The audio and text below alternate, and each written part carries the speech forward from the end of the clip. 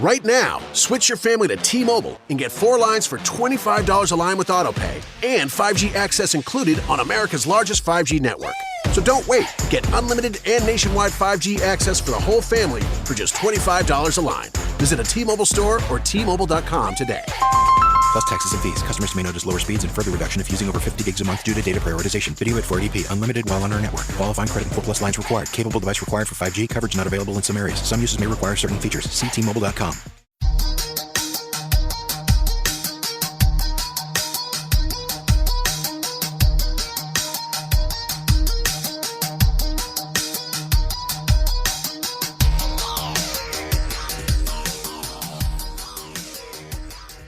What's going on, folks? Toys and Tech of the Trade, your one-stop shop for toys, tech, and talk, is brand new for your consumption this week. I'm your host, Rich, and if this is your first time checking out an episode, first of all, welcome. Second of all, a bit about what we do here. Toys and Tech of the Trade is an interview series where we sit down with content creators, entrepreneurs, and just kick-ass folks on our radar and discuss the gadgets and gear that they use to create their content, run their business, and just make their lives a little bit easier. When it comes to toys, we like to use a broad description here, not just action figures, Funko Pops, the usual stuff, but other things that are considered toys in some capacity, cars, trucks, knives, things of that nature. Our definition of toys here is a little broad, so sometimes we like to just say toys in quotes. All right, now that we've brought you up to speed on what we do here, a little bit of housekeeping before we jump into this week's guest. First off, I'd like to thank those of you that have bared with us as we transition our RageWorks.net site and build out the RageWorks Podcast Network site. That's been something that's taken a little longer than we would have liked for a couple of different reasons, and because obviously I'm a one-man show with certain things on the back end. It definitely kind of affected certain things, the release schedule of this podcast being one of them, obviously, having the time to book guests and everything else has just been it was a little tough to manage. So now that we kind of took some time, got the site running, I want to say at least 90% optimally, even 95%. There's still little tweaks and things that I can make on the fly as the site is live. Overall, though, the move to the site for all of our shows is probably one of the things I genuinely should have done a long time ago, just because it allows people to just go one-stop shop, pop in, get whatever shows they want, check out some new ones, look around the site, look for archives and things of that nature. Not that couldn't be done on RageWorks.net, but it's also tied into some of the other stuff on the site, and it just made things a little too busy. In my opinion. In addition to that, I also wanted to add that we, moving over, especially with more emphasis on, sports shows, wrestling, etc., we were losing that connection between our written content and our video content, everything else, and our shows. There was no cross promotion, or very minimal, just because our coverage has changed. RageWorks is no longer covering MMA or wrestling. We moved away from that for a bunch of reasons, which I can always discuss in another episode if you guys are curious, but that's not what you guys are here for. Nonetheless, I want to thank those of you that reached out, gave me feedback, little pointers, little tips and tricks to just make it a better experience for you guys. And as always, the RageWorks Podcast Network is for all of you, the listener and the viewer. And if you guys have any feedback, please feel free to reach out via social or via email. And, definitely would love to hear your thoughts if there's anything that jumps out that we can do better. As you've seen, if you've been on the site, we have all of our existing shows, moved over some of our older My Take Radio archives, just because that stuff needs to have a home, even though it exists on iTunes, etc., but it needs a website home as well. Some of our other spin-offs also are being moved over, plus there's some podcast launches on the horizon and maybe some new shows on deck as well. So, little teasers for you guys. Nonetheless, we have a regular broadcast schedule going forward, which is bi-weekly every other Wednesday. And everything else is all systems go. So unless something changes, you will see a new episode. This episode is being released on Wednesday. So 2 weeks from this Wednesday, you will be checking out another brand new episode of Toys and Tech of the Trade. All right, that wraps up the housekeeping for this episode. Let's switch gears and jump right into this week's guest. My guest on this week's Toys and Tech of the Trade is a good friend and a colleague who's actually we became acquainted through, of all things, a podcast group. This individual has his hands in regular radio, but now jumped into podcasting head first, has been killing it with his Basketball Drives with Mike Bisceglia podcast. So without further ado, let's learn about the Toys and Tech of the Trade of Mike Bisceglia. Mike, what's going on, buddy? Hey, not too much. Thank you so much for having me on the podcast. Looking forward to it. Yeah, I'm very, I've been looking forward to having this conversation with you just because we've been talking about podcasting off air over, the last few months. And the concept for your show is crazy because it's basically Uber Eats. It's like Tales from the Road, so to speak, right, mixed in with a nice healthy dose of sports talk, a lot of it being basketball related. And first off, I want to get into the origin story of why did you start that of all things and why that concept? Well, it's funny. So I'll take you back about 10 years or so. I lived in Charlottesville, Virginia, and I was in local radio there. Charlottesville is where the University of Virginia is. A lot of it was sports talk for UVA. And I met my best friend in my whole life, Leon Oliver there. And him and I were in local radio. We didn't make much money, but we had a blast. We had a lot of fun. And we started talking a lot, and we did a podcast. And it was called Outside the Box with Mike and Leon. And we did this this is 12 years ago now. And I still get irritated at myself that we didn't keep going. But that was the first podcast I did. And fast forward now, I'm in New York. I'm a producer for CBS Sports Radio. And during this lag time, I always wanted to do another podcast. But I didn't want to do something forced. I didn't want to do something that I didn't feel was original to me. And just to do a podcast, to do one, I didn't want to do that. I've always had a love for podcasts. I've listened to them, and I respect everybody that does one. I think it's awesome. I love listening to them. I love listening to my commute, my drive, but I didn't know what my voice was. So fast forward again, and I guess this is about now 3 or 4 months ago. With my hours as a morning show producer, which I am for CBS Sports Radio, Taz and the Moose in the mornings on CBS, I really had the whole day free. And I wanted to make a little extra income, and I wanted to have something I could do in the afternoons and in the evenings with that time. And I didn't want to have a job that was set with hours, because just with my other full-time job, I wanted to make sure I was flexible in case something came up. And my wife had the idea, why don't you become an Uber driver? Couldn't do the Uber because my car actually has too many miles on it.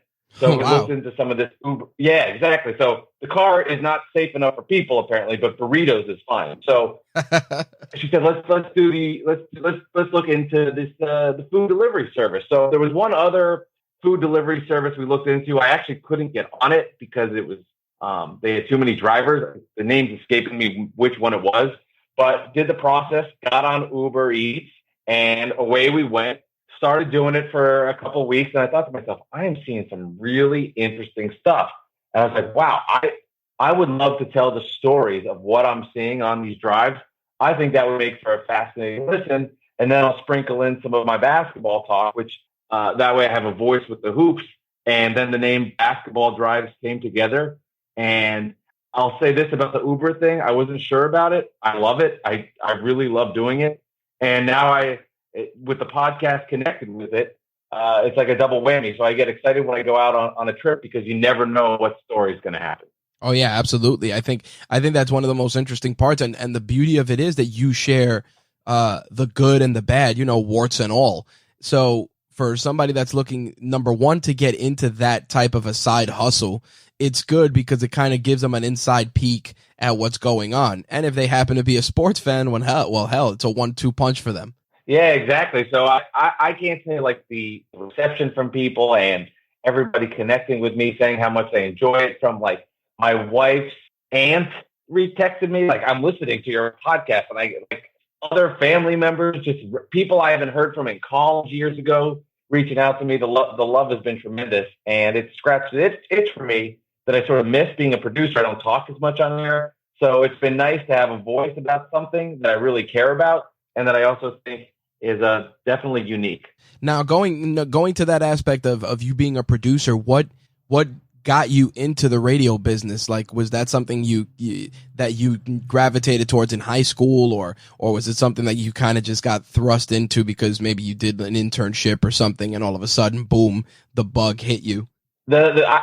I grew up in New Jersey, and I became the biggest basketball fan. And my dad and I were like, well, we can't get tickets to see the Knicks because they're sold out and too expensive, but we live about 10 minutes from this place called the Brendan Byrne Arena where the Nets play. They're terrible, but we could go see their games. It's a lot easier to go see the other great players. So let's go check out this basketball. Let's go check out the Nets. And I fell in love with them. There was a player named Drazen Petrovic who unfortunately tragically passed away in a car accident, but he got me so into the Nets that I became obsessed with them. And I remember my dad and I actually ended up going to an NBA All-Star game that was in Orlando. Wow. We went to two. We went to the Orlando one, and I remember there was something you could do where you could. They had it set up at one of like the All-Star festivities where they would give you one of the greatest plays in NBA history, and you would sit there and they'd mic you up with the headphones, and you would pretend to be the broadcaster, and you would recreate the call that happened. And I remember doing that. I was like, oh my God, this is so much fun. And from that, I kind of got the itch to do play-by-play. It then sort of morphed into sports talk radio as I listened growing up as a kid on WFAN. And from there, I said, I want to get involved in sports talk. It's a way to not really having a job. You talk about sports, and away from there. And that's sort of what created the buzz. Now, what was your first production job? What'd you end up doing first? What was the first thing you did in production? So after I graduated, I went to Syracuse, and after I graduated Syracuse University, I tried my best to do like on-air TV jobs actually at the time. So try to be like a sports anchor in different towns. So we actually, crazy enough, had a fill-in professor one day, and he's like, I know how tough it is to find jobs. I know it's impossible. I know you can't really do it. I know it seems like it's a daunting task, but here's an idea. Drive across the country with your resume. So instead of just sending out tapes and not connecting with people, set up appointments where you go to different locations. So my cousin and I, after I graduated college, I drove up and down the coast basically. That's a little bit too far, but we went up and down a little bit and dropped off my resume tapes in Tennessee and in Georgia and in Virginia. And I mentioned before Charlottesville. Right. One of the places that we ended up going to was Charlottesville, Virginia, and I fell in love with the area. And I didn't get a job there or anything, but it just so happens one of my best friends growing up, he was actually going to move to Charlottesville because he wanted to be with his girlfriend who was in her senior year of college, and he was going to find a job there. And I said, you know what? I'm going to tag along with you. I don't really have a job yet. I don't have a job in radio, but you know what? I don't want to be at my house kind of just idling around, getting in my parents' way. Let me find a job in that area, and I'll look for other jobs at the same time. So I found a job at a place called Mincer's, which is like the UVA in the little town where you can buy like sweatshirts and hoodies and hats and all like overpriced merchandise that you have to have for your family that you're like, how is this hoodie $65? But yep. I ended up working there. And then I lived with my friend. And during this whole time, I just kept pestering and bugging the local radio station that was there. And eventually, over time, a job opened up where I got to answer the phone calls for the local morning show. So Nice. My first job in radio, after pestering the local station, WINA 1070 AM, they gave me a job where I call screened for the local morning show there in Charlottesville. That's fantastic. And then from there, I guess you just learned the ins and outs, right? Now, you consciously went to school not for radio broadcasting, right? You were going to school to try and get sports anchor job, correct? Yeah. So, when you go in there, I knew I wanted to do sport talk, but the way that the school worked in a lot of ways was you had a lot of opportunity to do TV anchoring. So a lot of what I did almost fell into that lap, and I didn't have as much radio experience at the time. But I knew, once I graduated college and I was looking for a job at that point, it didn't matter if it was TV, radio. I just wanted to make sure that I could find myself getting into the medium or into the media. And from there, just let, my hard work and everything take its place from that way. But I'm glad it went the radio route because I think it's a lot more fun and it was meant to be. But yeah, at that point, I was like, whoever will take me, I'll take a job. And lucky enough, the radio station. Nice. And now, as you were learning working the switchboard, obviously it's your first time working a switchboard on a radio station. What was the learning curve? And I'm assuming you became a sponge and started learning every other aspect, right? Yeah, it's a fun question because I can remember having like really bad anxiety over learning like the board. So you look at it and it looks like you're running a spaceship. I'm like, how am I going to learn how to run this audio board? And then slowly, it's like you can take all the notes you want. You can be prepared if you want, reading everything over, but you have to do it just like anything else. And then I started to do it and I was like, kind of really digging this. It's just really fun. And then I fell in love with running the audio board, running the board. I like salivate over it and crave doing it. It was so much fun. I enjoyed like fading in and out, playing drops, turning the people's mics on and off. So I got used to it and I learned it. But I can tell you right away when I first saw that, I was like, I'm never going to be able to learn how to do this. I was terrified.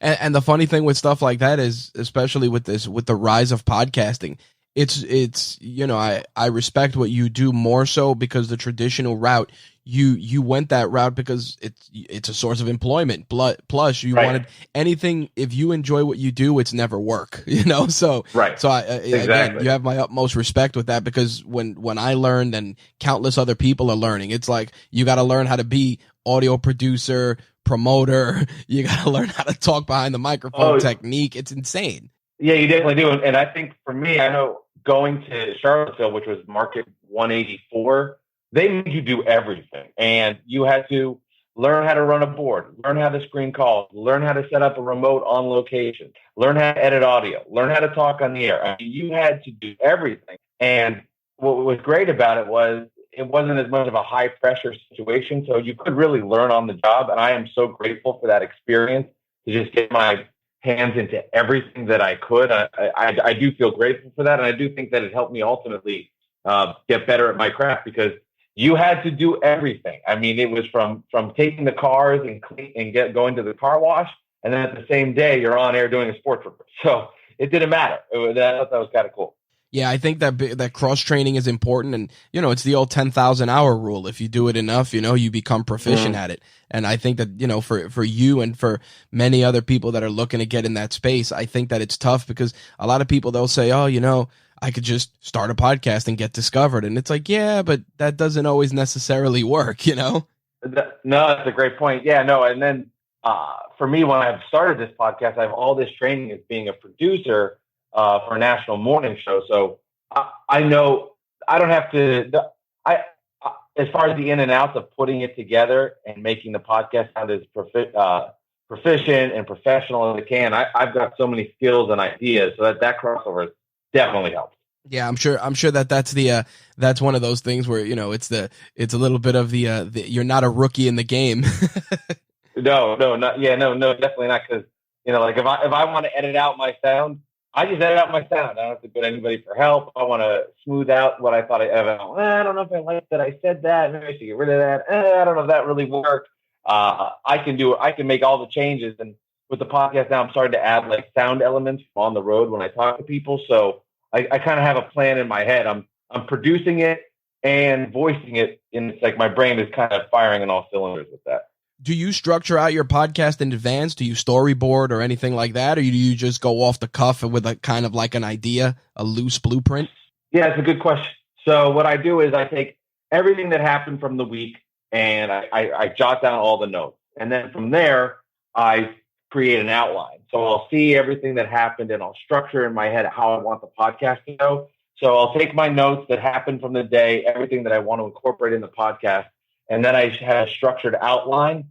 And once that outline is created, then I go ahead and record the podcast. But my fear is if I don't jot down my notes, that I'll forget something that happened because my memory is not good enough just to be like, all right, I'm just going to talk. I need to have notes down to make sure that I get everything across that I want to talk about. And what are you taking your notes on your phone, or are you just writing in a notepad? Or yes, so I use the notes section of my phone. I'll use that. So if something happens on a delivery, I'll just go into the notes section that I've created. And I'll type in, like, all right, guy came out only in his underwear when I dropped off the burger. I definitely want to talk about that experience. Dog came and jumped and almost bit my head off. I want to talk about that. Make sure to jot that down. Oh, I just had a thought about this story from my days when I was a big basketball fan. And after a game, I followed a player home one time. True story, stuff like that. Gotcha. So then your outline, you structure that. How do you end up doing that? Are you doing that on the computer, creating an outline, or you just have an outline written out and then you kind of just populate as you go? So I actually have a notebook that I keep. I like writing this down, and I turn every page, like episode 1, episode 2. I have a notebook down that's my outline, and I just write everything in there. And I like having, I don't know what it is, but like for my national show, I produce a rundown every morning. It's all typed out. It's on paper. We print it because I'm handing it out to multiple people. So that's what I'm used to. But for whatever reason, I really enjoy writing down my notes in a notebook for this podcast. It's kind of therapeutic. I like it. And one thing that's, and some people might do this, and I'd be curious to know where you stand on it. Are those notebooks, do you intend as you fill them to keep them as like hey, these were my notes from this episode, or you just feel like once it's in the can, it's out the door? No, exactly. I like that. I plan on keeping these kind of like a journal of all the notes. So I can be like, oh my God, there was episode 1, there was episode 4. I'm a big fan of notebooks in that sense. Like for my radio show, also, I keep a notebook of all the guests that I've booked, so I can go back and be like, oh, on October 3rd, 2017, we had this guest on the show. And I think it's important just to keep those logs of everything. And I like the idea of, like, when I'm actually doing my podcast too, if there's something I wanted to reference from another podcast, I can just flip the page, go back and look at it. And it's fun to keep all these journals. My wife gets annoyed by it, but I have all this crap now piled up, but I just can't help myself.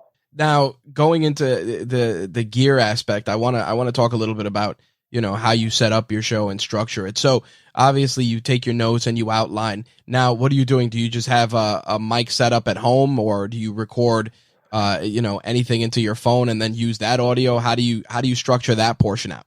So that's a good question, and there's a couple of components that go into it. I'll start with the bigger one. As far as just voicing my podcast, what I do is I actually do my podcast in my car, and what I'll do is I'll drive to a certain location that's been one of the bigger Uber Eats drop-offs of the week.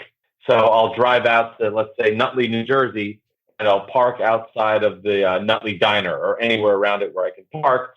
And I'll record my podcast in my car. It's my wife's 2007 Toyota RAV4. I bring my laptop into the car. I then have a microphone that I plug into the laptop. I record into Audacity, and I just go from there. And I do the podcast in the car. As far as some of the other elements, I'll do an interview, and sometimes that interview I haven't done in my car yet, which I'd like to do, but it's been tough to coordinate that. But I'll talk to people in the radio station. I'll interview them there live. I'll sometimes call people from the radio station and just set everything up into the audio boards there. And then from that, I'll take those elements. I'll edit that later in post-production. Some of the other sound I reference, like I'll be on the road. And for example, this previous episode, there was somebody, he was joking around. This kid started saying, you stole a fry of mine. You stole a fry of mine from McDonald's. So I said, you know what? I want to interview right now. So I take out my iPhone. We went back and forth, interviewed him as he accused me of stealing a French fry. Take that audio again, save it to my iPhone, and then put it back in post-production. So in the car for the main parts of it where I'm doing the podcast, interview is typically through a computer and an audio board. And then some of the other fun audio clips that come in, people are emailing me, sending me, or I'll randomly find somebody on the street and we'll just talk. That's pretty crazy. Now, what you're using just a regular like Windows laptop, or are you going MacBook? I'm using just a regular Windows computer. It's a Dell, and just straight into that. Nothing fancy, no bells and whistles, but it does the job. And Audacity has been good so far. Knock on wood. Record right into the laptop, save it, and edit from there. But nothing too nuts. And, all funny too, like all this stuff is all my wife, like the car is my wife's old car, hand me down to me. Laptop, my wife's laptop, hand me down to me. But the microphone I did by myself. What mic did you end up getting? So I ended up getting, it's just a lav mic Insignia, and I just clip it onto my shirt. I had first started using a microphone that I had before, and I was holding it in the car. But the problem was, like, when you're doing a podcast that long and I'm sitting in my car, I mean, my arm was getting so tired. I was like, I can't do this anymore. This is ridiculous. So I was like, let me get a hands-free mic, clip it to my shirt, and then there's nothing else to worry about. I could be more hands-free and not, have these like huge raging biceps from doing my podcast. That's I like the approach. And now when you're going home and doing post-production, are you still using Audacity for your post-production workflow too? I am, yeah. So I'm just doing everything through Audacity, post-production, and just taking all the elements. I'll email them to myself, put them on the laptop, and then mix them down, add sound.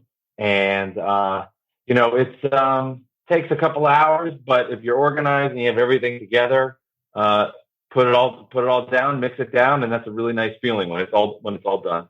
What's the biggest hurdle you've had doing the podcast this way? What's one of the biggest challenges you've had? Ooh, that's a good question. I would say for me, it's the time, and then and to myself getting too overly critical of everything, and probably needing to take the approach of you don't have to smooth everything out. It's okay if something's not perfect. And I find myself sometimes listening to like, oh, I said a couple times there. I should get rid of it. And then in retrospect, I have to learn that's not that important. It's the content that is, because I might end up being there for a long, long amount of time that I don't need to be. And I think that has something I still need to improve on, or else it could go on forever.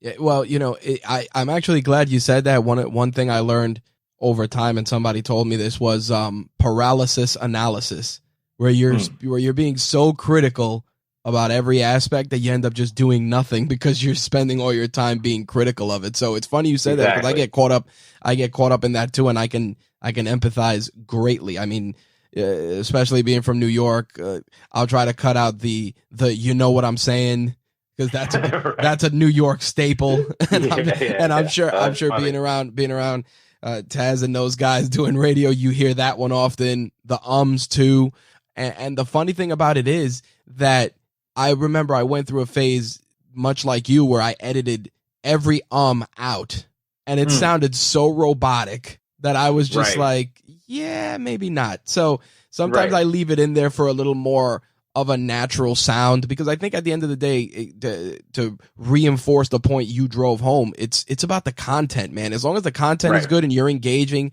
people look past some of those crutches. I mean, as long as your audio is crisp, it ends up being that the crutches become part of the show. If you don't do it, I think people would be upset. Yeah, right. No, exactly. It's so true, because I'll just be sitting on my couch and I'm like going through all this stuff, and I sometimes be like, Mike, you have to stop this. You're going to be here forever. Like, it's okay. The fade was okay. Nobody's listening is going to be like, oh man, you faded that too fast. I'm done with this podcast. Nobody cares. And I just have to reinforce that to myself. Yeah, it's so tough. And I based on what you're saying, your wife is very supportive of this endeavor, right? That's very cool. Nothing helps like having a supportive partner, especially for this stuff, man, because you get trapped in your own head. Yeah. No, she's been amazing. And she is, I've never met somebody that listens to podcasts more than her. So her support to me has been great. Well, she's almost become like my associate producer. She has some ideas, some concepts, and she's helped me make this podcast. Besides even supporting me, which has been awesome, just come up with ideas. And I'm like, that's a really good idea. I like that. Let's add that into the podcast, because she's listened to so many of her own and so many successful podcasts. She's like, what this guy does this, and then I'll say, oh, it's a great idea. Let me do my version of that or my idea of that, and bouncing ideas off of her has been tremendous. And again, like you said too, yeah, she's been super supportive of it, and has been helpful in so many ways. Like I really could not have done this without her. It sounds cheesy and cliche, but it's true. No, I mean, listen, doing this as long as I have, my wife, who was my fiance, who was my girlfriend at the time, it's like, a lot of times that bed is empty because I'm editing at 2 a.m., and that's what happens. And having that, it helps. It's incredibly helpful, especially if you're trying to turn this from a passion project into your day to day. See, in your case, it's good because you have that opportunity to leverage your creative outlet in your real job, but you also get to flex the muscles a little bit, for this project. So which is like you said, it keeps you active, especially during that downtime. Yeah, it's funny too because it's like, even though it's a lot of work going on throughout the day, like the days went from long because I get up at 3 a.m. for work, so I'm going to be tired regardless. But now they're really long. But in a weird way, it's made everything else easier. Even though you would think like, oh, I'm doing more work, it's going to make my job harder. In a weird sense, it's made it easier because I have to be so focused and so organized and so ready because I need to make sure that I can get my second half of the day going. In this weird full circle way, it's made me better at my full-time job. So you start your the full-time job at 3. Then what do you figure you wrap at 12 noon, give or take? Yeah, so I wrap up between 11 and 12, just depending on the day. And then what I do is once I'm done with my job, I get in my car. I work in Lower Manhattan, and what I'll do is I'll go across the Holland Tunnel, and once I get back to my exit 150, that takes you to Montclair, Bloomfield, or Nutley, turn on the Uber Eats app and I go from there and see where the day takes us. Typically go between 1:45 and 3, just depending on how busy the lunch is. Come home, take a little nap, try to go to the gym, and then do like the food service at night at Uber Eats from like 5 to 7, 5 to 8. Then I do a nightly email for the show that has all the information for the show for the next day, and do it again. Wow, so your day is definitely a long day. Now with you doing Uber Eats, obviously it's been good for just, supplementing your income and keeping you active. Mm-hmm. Now has that made it to the point where your Uber Eats income is something where it's like, well, damn, if I did this 3 days out of the week, I could cover a whole second salary? Like, are you at that stage, you feel, or is it just good to have that extra pocket money to play around with? It's good to have that extra money. Now I'm definitely hustling and I'm doing a lot of hours, but if I could do it full time, but it would be a lot of deliveries. So for me right now, it's kind of just made everything easier in life. Like for example, bills come up, tickets come up, and it's just nice to be like, I can go out and earn $65 today and wipe that right away. Yep. So it's just made everything a little bit easier and taking some of the stress off of the everyday crap and life and bills that go on. Honestly, I'd love to, if the podcast just exploded or whatever, it just made like the podcast and Uber Eats a full-time job. I think that'd be super cool and exciting. But right now for me, it's just a nice way to make some extra money and keep my mind active as well. So I've enjoyed all of that. Well, and especially because the way you're structuring it, it's almost like you're doing the two prime shifts anyway. So even if you went and did the lunch rush for, like you said, from 1 to 4, and then you did the dinner rush from 5 to 8, in total, you're basically maybe 5-6 hours combined, which isn't bad, especially if you're knocking that out and you're doing this full time 5 days a week, right?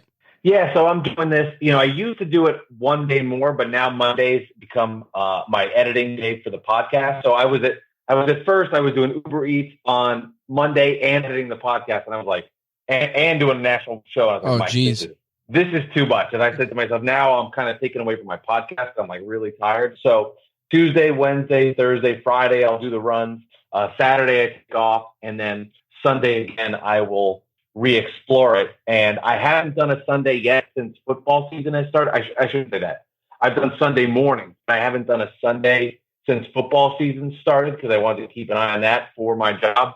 But I'm going to start exploring Sundays during football season because I think in my area in New Jersey, it's a lot with of so money. many Giants and Jets fans, that it could be it could be an explosive day in terms of making revenue and money. And I think there could be good stories from it too. And on top of that, if the Sunday is good, then you can scale out another weekday because exactly. that Sunday money is guaranteed. Yeah, Sunday money is good because it's pre-football. Say with Sunday, people are ordering breakfast, lunch, dinner at all different times. You might have somebody that's at 9 o'clock getting some breakfast, at 2 o'clock getting some breakfast. Yep. At 2 o'clock is getting a big Sunday dinner for the whole family. So the rules don't exist as far as times to order, unlike during the week where I really know between 2:30 and 5-ish, it's kind of a dead period for Uber Eats.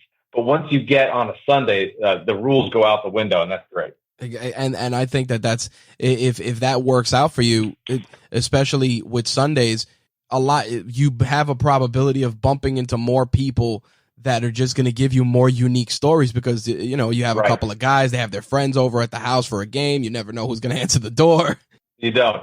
No, I've actually one of my favorite stories was I delivered some cookies to a gentleman, and it was going to a hotel, and he ordered 6 cookies, and I was like, who is ordering? I guess this guy wants like a late night snack or a late early evening snack. I was like, whatever. So I get there and I ended up realizing that it was during the training camp time for the Giants. It was a Giants team hotel. Oh man. So I ended up delivering to a New York Giant, and he got the cookies, and I walk away, and he comes running back down the hall to get me. So the restaurant screwed up the order. They gave him the wrong cookies, and he was so upset about it, and everything went haywire. So a few days later, I reached out to the New York Giants. They invited me to training camp. I went over to training camp, and I interviewed him on the field and brought him the right cookie order. So that's phenomenal. That was kind of funny. And the thing about that, which some people listening may not get the ancillary benefit of that. That player's going to remember that interaction because he's going to remember, hey man, this guy did the right thing and helped me out. People don't understand that little interactions like that, especially in this business, go a long way. Yeah, no, I appreciate that for sure. And then when I went over to see him, he came over to me because PR staff had informed him, hey, this is the guy coming. He's like, I've been in the NFL for 9 seasons. This is the weirdest interview I've ever done in my life. I was like, I bet. So that was kind of cool. Plus, it also carries over to your regular job because you could talk about being at Giants training camp. Yeah, exactly. No, the crossover effect was tremendous. So yeah, it was definitely a stranger one, but a lot of fun. But yeah, for sure. What's been the most awkward part of the side gig? Like, what's one situation that you're like, wow, I can't believe this actually happened? Or yeah, the weirdest one was like just that people sometimes have no fear in caring about stuff. And like I mentioned this earlier on with you, was I delivered a burger to this guy, and he came out just in his little underwear. Right. And he was like fully exposed in my face. And like I was trying trying not to focus and just like get the food out of the bag, that at the same time, this dog came out of his house and just jumped on me and like scared the crap out of me. Oh, geez. And I remember going like, oh, are you scared of animals? No, I'm not scared of animals. But I was so laser focused on making sure I wasn't staring at you that this dog like scared me to no ends. And just that, and a side note to that is that maybe kind of different is that you'll order food and people will forget they order. Oh my God. I can't get over that. Like they're like, oh, I totally forgot about this. I've had this happen like not once, probably like 5 or 6 times. And I'm saying to myself, if I order food, like my life is tracking when that order is coming. Hell yeah. It is shocking to me that someone would be like, I forgot I ordered. I can't understand that. That's so trippy to hear that. And I think that's just because it's, why? Because you probably still call your local like Chinese restaurant and order food, and you do that. For anybody who just presses a button on an app and just enters it and keeps it moving, I think it's just you lose that connection of that interaction, so you forget that it happens. I mean, that's just a theory on my part, but I kind of feel that way because think about it: when you call your delivery joint, your pizza joint, and they'll be like, "Hey, blah blah blah, this is Al or whoever," and know them because you go there. You'll be like, "Hey, Al, it's blah blah blah. I'm here and I need this." I know it's a very true, very good point. You're interacting with the people, you're keeping track of things.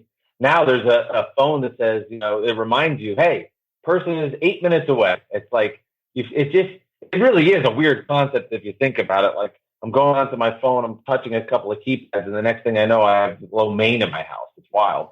And on top of that, and you can correct me if I'm wrong with this, the way that it works is people can essentially order from any place that service is available. So if somebody wakes up and they say they want Thai food at 10 a.m. and there's a Thai place open, that's what they're ordering, right?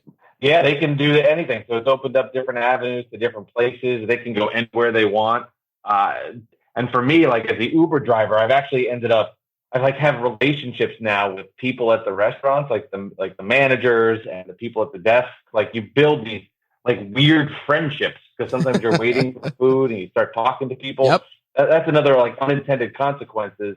I now have connections at my local restaurants where one guy was like, hey, because we became kind of friends. It's actually a Thai restaurant, ironically enough. He goes, hey, bring your wife in on a Saturday. Let me take care of you. I'm like, okay. That's what's up. Cool. Now, do you also I never thought get that would happen? But all right, it was like, all right. I know the owners of restaurants now. Nice. That doesn't hurt. I mean, do you get also ancillary content from just the people at the restaurant? Like sometimes, you're chopping it up with the manager. You find out he's a football fan or a basketball fan. Does that happen too? Is that an extra perk of the job? Yeah, it is. Like it was episode 6. I remember it well. It was called The Stolen Chicken. And I went to a restaurant I live in Bloomfield, New Jersey, but Montclair, New Jersey is super close. So that's where I do the bulk of my deliveries, or that's where I start my day because there's high population of restaurants and a good chance I'm going to get some orders. And there's a restaurant there. I went into the restaurant and there were 3 delivery drivers, including myself. So there's actually 3 guys that all had to wait a little bit because they were kind of backed up. Picked up my order, left, dropped it off, and then came back and got an order to go back to the same restaurant, which is kind of strange to do back-to-back like that, especially for a spot I don't go to that much. It was a little strange, but I was like, hey, it's business. I'm happy about it. I go in there, and the guy says, you're actually doing one of the orders from before. The guy took the food and never delivered it, just left with it. What the hell? He never dropped off the food. Yeah, so he stole this person's order, and he never came back. So the next day, I was like, this is really fascinating. So I went back to the restaurant, and I interviewed the man that was working at the restaurant that time, and we did a full back and forth on what exactly happened. So took his sound, put it in the podcast, and now he's become actually he subscribes to my podcast and loves it, and he's got kind of become my friend at this restaurant, and I see him all the time, and he's been on the podcast. I've talked to him, I talked to him about the stolen chicken. So that's to answer your question. Yes, that happens. Now, do you sometimes how do people feel in terms of just anonymity or getting themselves out there? Do they ask you to not share their name? Do they do any of that, or are they just so comfortable with it just because it's audio that it doesn't matter? Yeah, that's a good question. So for this example, he did not want to be on video, and I said, hey, don't worry about it. This is strictly just a podcast. But I didn't say his name. I didn't say the restaurant's name. I just set up the story of what happened. Right. I said, hey, I'm in a restaurant in Montclair. There's over 100 restaurants. So he felt good about that. But it's one of those things where you just kind of have to sense everybody's vibe. You'll know. And so far, so good. But I'll know, okay, this guy doesn't want to play.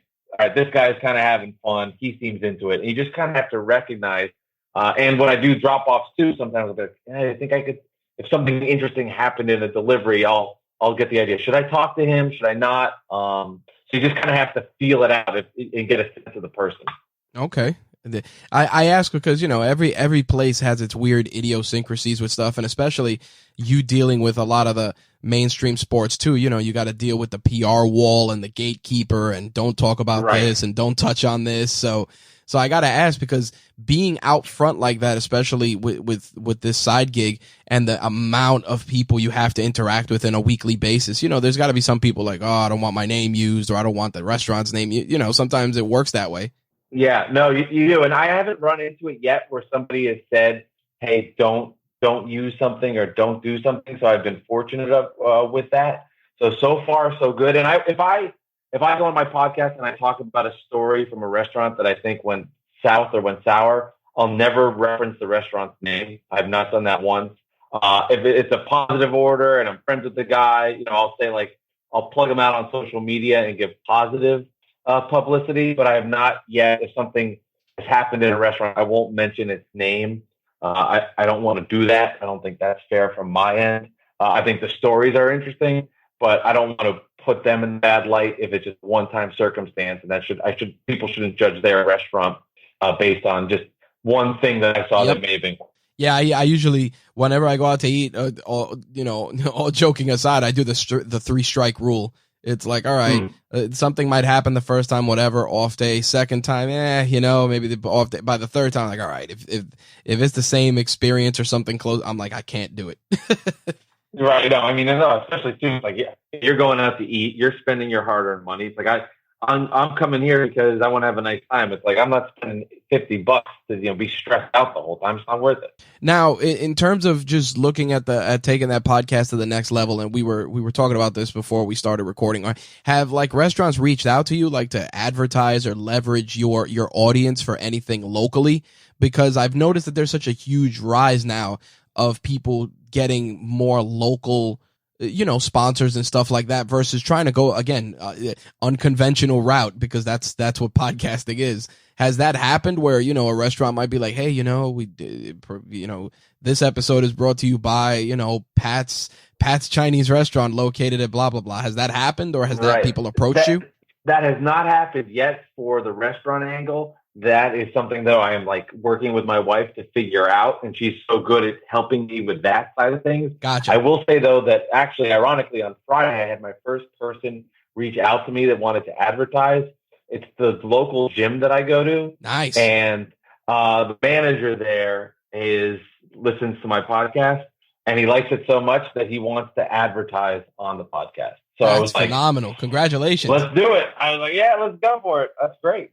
That's that, and I asked that because there's the glitz and the glamour of editing and getting your voice out there and being a voice, having people actually hang on your every word. But what people don't understand is that if you're doing this on the side and you're just doing it as a passion project, then hey, more power to you. But those people that want to, and this is part of why I do this show, just to show people like you can do that. Maybe you don't have to do the Audible live read or the Squarespace.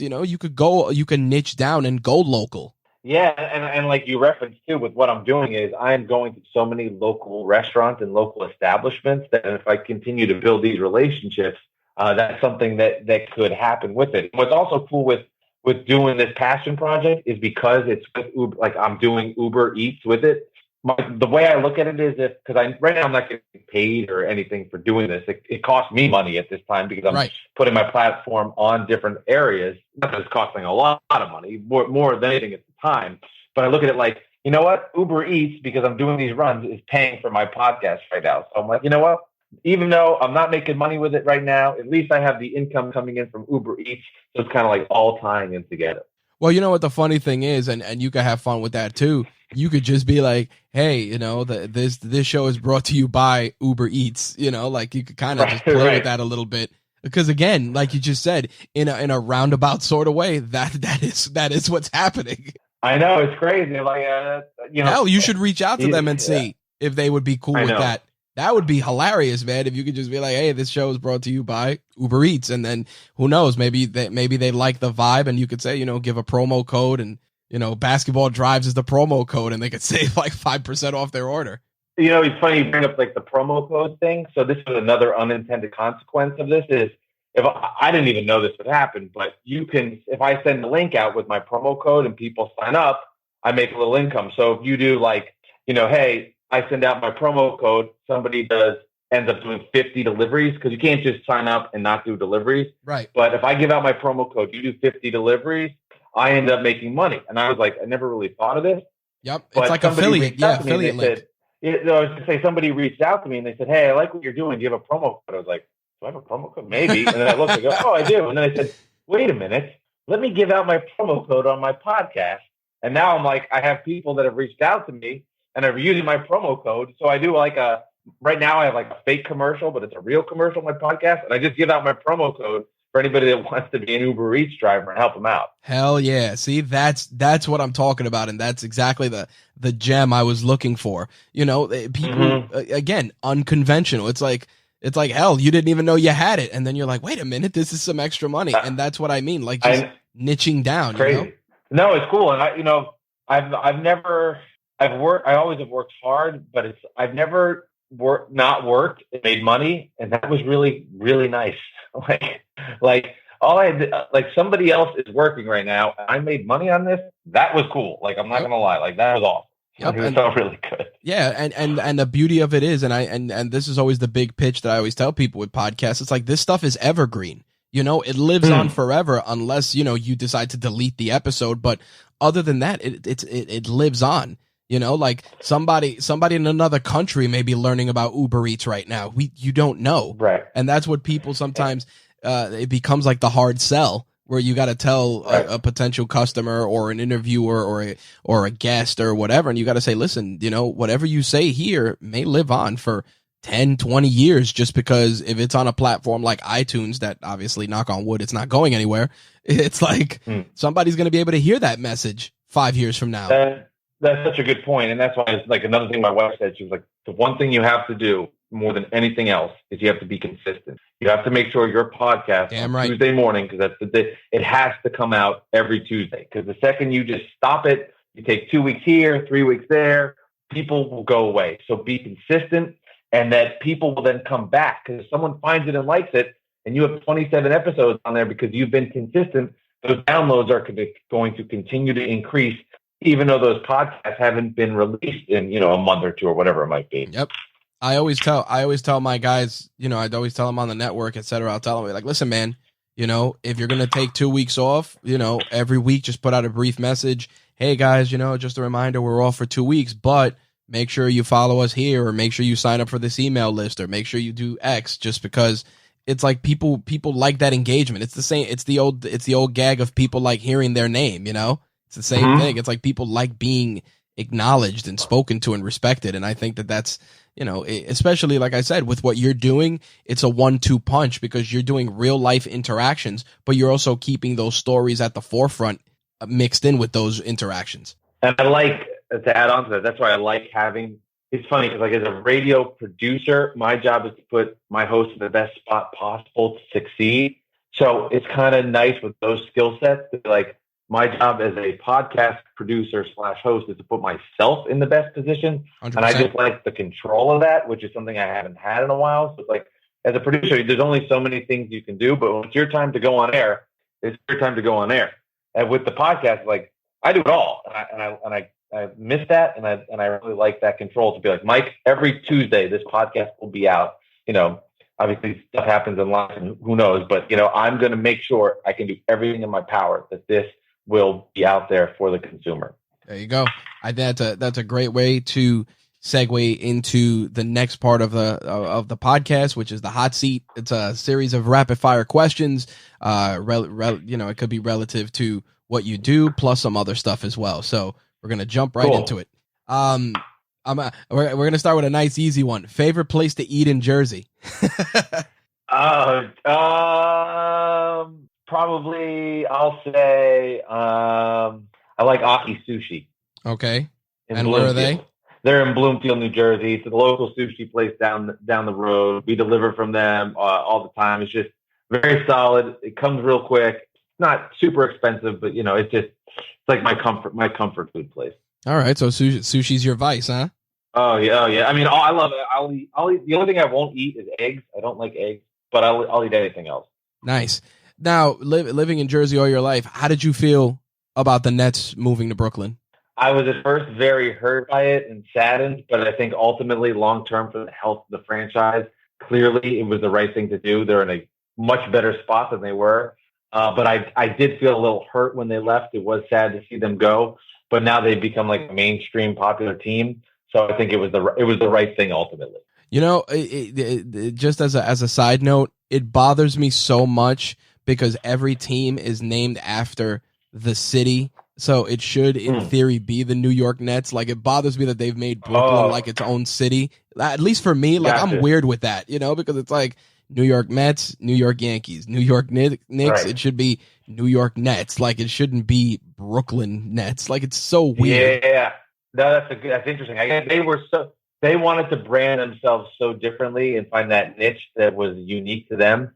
And I'm happy about it because I I don't hate sports teams. Like I'm not like I'm a Mets fan, but I'm like, they're the Yankees, whatever. Right. Like the Knicks are the one team that I like raises my blood pressure even thinking about them. Well, it's funny because, growing up, I was a diehard, Bulls fan, Michael Jordan all the way. Sure. But it's like every great Jordan memory for me always ties to the Knicks. So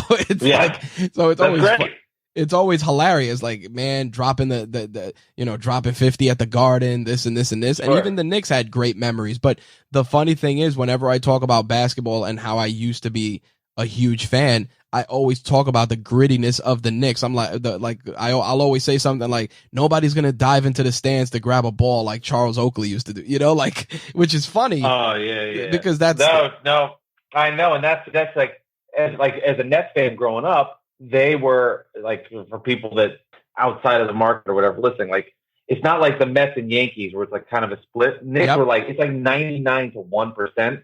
So I would just have this inferiority complex where I just started to hate them so much that, you say Charles, like now I'm thinking of John Starks with that dunk makes me want to vomit. And like now they had to make like Patrick Ewing and his stupid 15-footer. But on the same token though, the Nets, nobody, and this is what I always joke about. Like sometimes I'll break somebody's chops on Facebook. I'm like, listen, man, you weren't watching the Nets when it was like Kenya Martin and Jason Kidd, and you know what I mean? Like you weren't. No, yeah, that's fine. Well, it's funny you said, like, I told early in this podcast I followed a player that it was Kenyan. Like I found out where he lived. And that's cool. His house. And so sorry, Kenyan. But no, I bring that up because again, it's such a strange thing, and you being in the sports market, I figured I'd bring that up. I'm like Brooklyn's not a city; it's a borough. It kind of devalues. It's like, what, are the Mets going to be the Queens Mets? You know what I mean? Like it just devalues everything. I know, because like let's say the Nets and Knicks are playing each other, and you're in that game. You can't. New York sucks, because then you're like, well, wait a minute, I'm in New York, right? So do I what do you even say here? Exactly. And then, of course, when Brooklyn moved over, everybody automatically became a Nets fan because obviously, people that live in Brooklyn or represent Brooklyn, they go the extra mile. They go hard with it. And I'm just like, listen, man, like it's a New York team. Like it's not. Brooklyn's not its own planet. Right. Exactly. There you go. Favorite piece of tech besides your phone and your computer? My earbuds. My headphones. Nice. Are they just regular earbuds that you have, or are they specialty ones? They're OTM headphones. They were like $20 on Amazon. I could not. Those are like the one piece I need, because when I'm doing Uber Eats drives, they connect to my phone, so I'm listening to podcasts, listening to my GPS. I love these things. I would be like, I had a pair that fizzled out. Like I didn't have one for a week. I was like devastated. So I love these things. Nice. Do you listen to music while you're driving, doing your shift? I do. I listen to probably during the weekday a lot of music. On the weekends, sports radio to help me get caught up on stuff. But on the weekdays, I'm like, if all I've heard today is sports, I need something else. So I'll do a lot of I like top 40 music. So nice. I listen to a lot of top 40. Who's your favorite sports personality minus the guys you work with? Ian Eagle. Right. I love Ian. Now obviously we jump around and we talk a little bit about toys on here too. What was your favorite toy growing up? It would be Lego, not Lego, Brio toy. It was like Brios, like these train tracks that went together, and Ghostbusters. Anything Ghostbusters toy related. If it was having backpack, having the figurines, but I would say the backpack, having it on with the gun was like the coolest thing. Oh yeah, it's funny because there's a out here there's like a cosplay troupe that does Ghostbuster stuff, and like to see like people. Cool. And like to see like somebody built like a full big functioning proton pack, it just trips me out so much. God. That is crazy. Yeah, they How about that? Yeah, I think they are called the New York Ghostbusters, and what they did was they took one of the Subaru station wagons and painted it up like Ecto 1. Oh my god. Yeah, it's pretty. I'll have to check that out. Yeah, it's pretty awesome. Like when they do like cons out here or cons in Long Island, like they'll pull up, they'll have they'll park it outside and they'll take photos and stuff. So it's pretty cool. But yeah, seeing like a Yeah, first anything full-on, Ghostbusters is the best. absolutely. The like I said, seeing like a full-on proton pack that somebody built, I'm like, this is so great.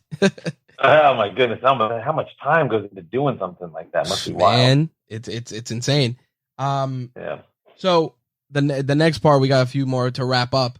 Sure. What's something that you've purchased recently that's less than $100 that's made your life either more easier or more enjoyable? Ooh, less than $100. Definitely those headbuds I referenced. Those were $20. I would have to say probably these slip-on shoes I like, these Skechers. They've just, from doing the driving, and they're comfortable, and they've kind of made bopping from restaurant to restaurant, driving around easier. So I would say my comfortable shoes have helped. All right. Last one. What's your long-term goal with the podcast? Where would you like to be if I reached out to you a year from now?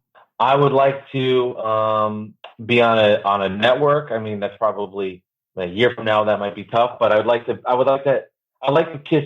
You know what? I'll keep it more simple. I just want to continue to grind and have people keep listening to it, liking it, enjoying it, and getting it just more notoriety and building to where I ultimately want it to be, where it is a podcast that is recognized nationally and is one that people are downloading and enjoying. That would be the ultimate goal with that. But for now, for a year, just continue to build it up and have people listening to it. All right. Okay. And the last one, which is what we like to call Reach One, Teach One. We like to give people something actionable to close things out. If somebody's looking to start a podcast or even get into, delivering for Uber Eats, what's one piece of advice you'd give them? For doing a podcast, I would say, as I mentioned before, a consistency, making sure that you're always doing it, and make sure that it's about something you're passionate about and really like. Like I said before, I always wanted to do a podcast, but I didn't know what, and I needed to find that voice. So if there's something that you feel passionate about, go for it. I say do it, and be all in. Don't do an episode, wait for, so find your passion, what that might be, and just go for it, and don't care what people think, what people say. Be all in on it. Nice. And if somebody wanted to start working with Uber Eats, what do you think? Should be something? Of course, you can find my promo code if you want to do that. That's super easy as well. And I would say just it's not that tough to do. The hardest part of it is, I would say, just once you get locked into Uber Eats, you do it. Obviously you need a car and all that stuff, but just smile to people. Like when you drop off food for them, just smile and make sure that you're polite, and the rest will take care of itself. A hello goes a long way. It does. Like, hey, hi, Josh. How's everything? Here you go. It's crazy, but little things like that help. And especially when tips are such a major part of Uber Eats, it's okay to be nice. There you go. All right. Well, with that, I think that's a great way to wrap things up. If people wanted to find out about your show and keep up with you on social, where could they find you? Absolutely. So it's Basketball Drives with Mike Bisceglia. I'm pretty active on Twitter, which is Mike bballdrives. Also my Facebook page, Basketball Drives with Mike Bisceglia. And on there, I've taught myself how to do some cool little videos that I make, little montages of things from the road. So there you get snippets of my stories. You also get the full episodes of the podcast, and all the content is there. So it's free and available for everybody to listen to my wild stories from the road and me chasing down former NBA stars. And with that, Mike, I want to thank you for sharing the toys and tech of your trade. Absolutely. Thank you so much for having me on. That was a lot of fun.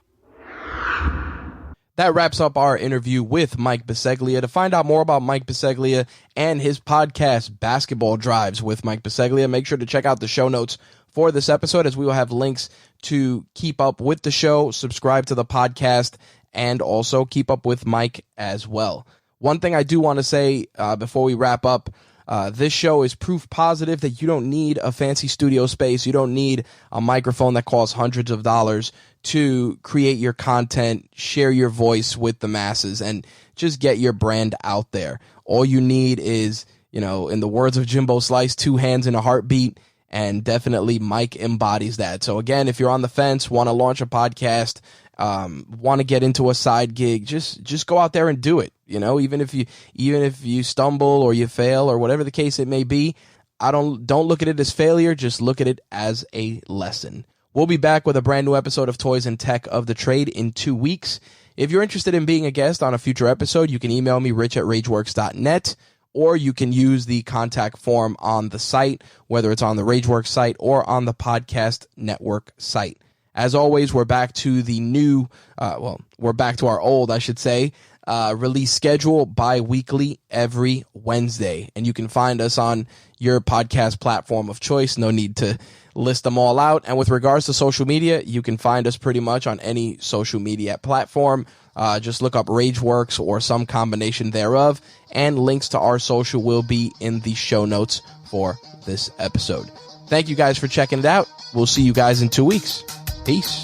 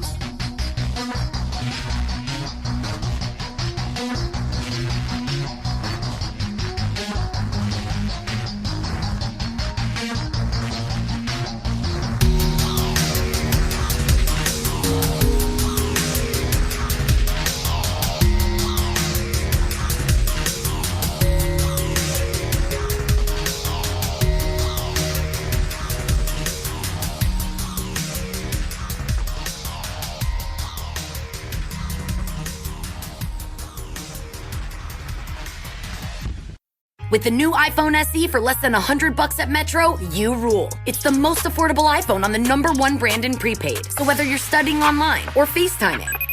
Hey, Mom. Hi, dear. The iPhone SE has all you need. Switch to Metro and get the iPhone SE for $99.99 after rebate redemption and 6 months of service with AutoPay. Metro by T-Mobile. Rule your day. Limit 1 per account/household. Requires port and ID validation. Not valid for numbers currently on the T-Mobile network or active on Metro in past 90 days. Restrictions apply. See store for details. Hey, I'm Kayla. As a mom working from home, life is crazier than ever, especially on days like these. But I'm still ruling my day thanks to Metro. Metro gave me an awesome phone and tablet.